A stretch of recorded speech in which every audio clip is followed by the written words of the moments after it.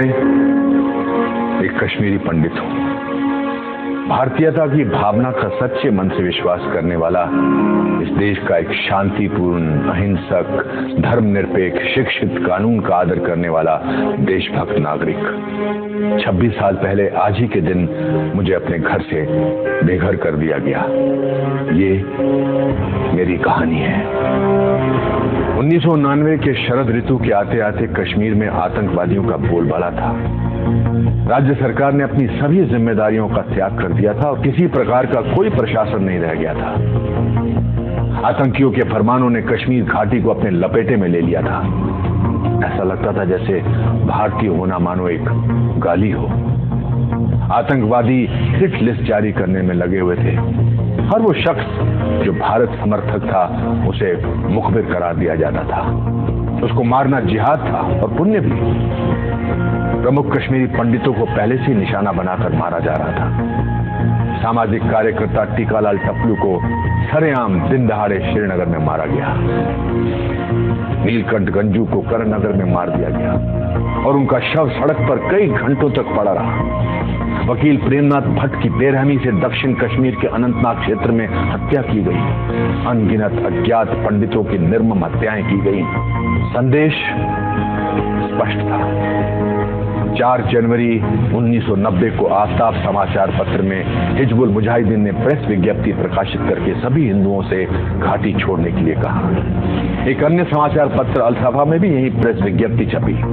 जल्दी यही नोटिस कश्मीरी पंडितों के घरों के दरवाजे पर चिपका दिए गए।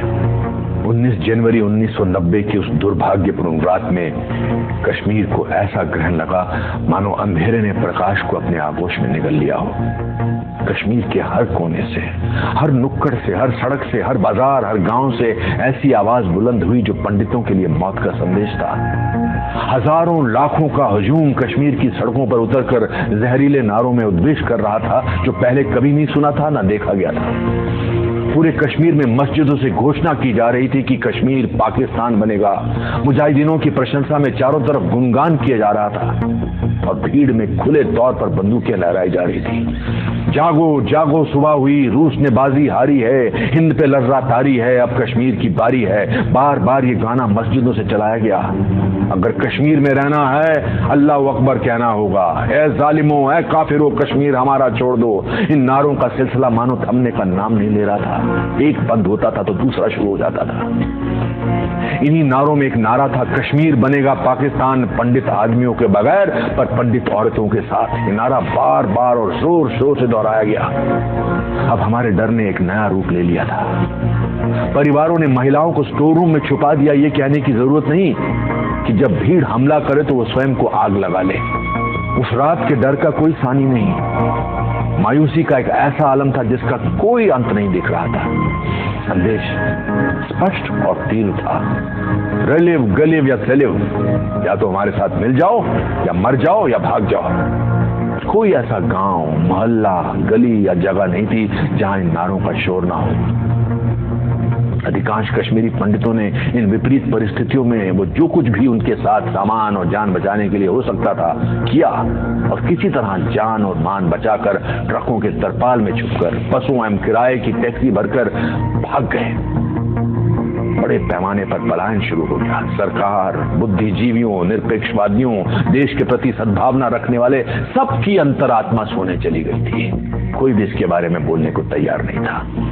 19 जनवरी 1990 के बाद के दिनों में कश्मीरी पंडितों का कत्लेआम शुरू हो गया और कश्मीरी पंडितों पर अत्याचार की इंतहा होने लगी थी। बांदीपुरा में शिक्षिका गिरिराज टिक्कू की गैंगरेप के बाद हत्या की गई। इस तरह की सैकड़ों खबरें आम हो रही थी। इस पर पूरी किताबें लिखी जा सकती है कि किस प्रकार से लोग आतंकवादियों से प्रताड़ित हो रहे थे और किस तरह प्रशासन मूक दर्शक बनकर कश्मीरी पंडितों पर हो रहे अत्याचारों को अनदेखा कर रहा था।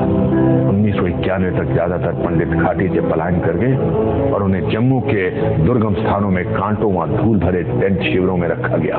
60,000 से ज्यादा परिवारों ने पलायन किया और उनको ऐसे शिविरों में रखा गया जहां शौचालय जैसी मूलभूत सुविधाएं भी नहीं थी। एक परिवार को एक टेंट अलॉट किया गया जिसमें 10-10 सदस्य कभी कभी साथ ही सोते थे। निजता का नितांत अभाव था।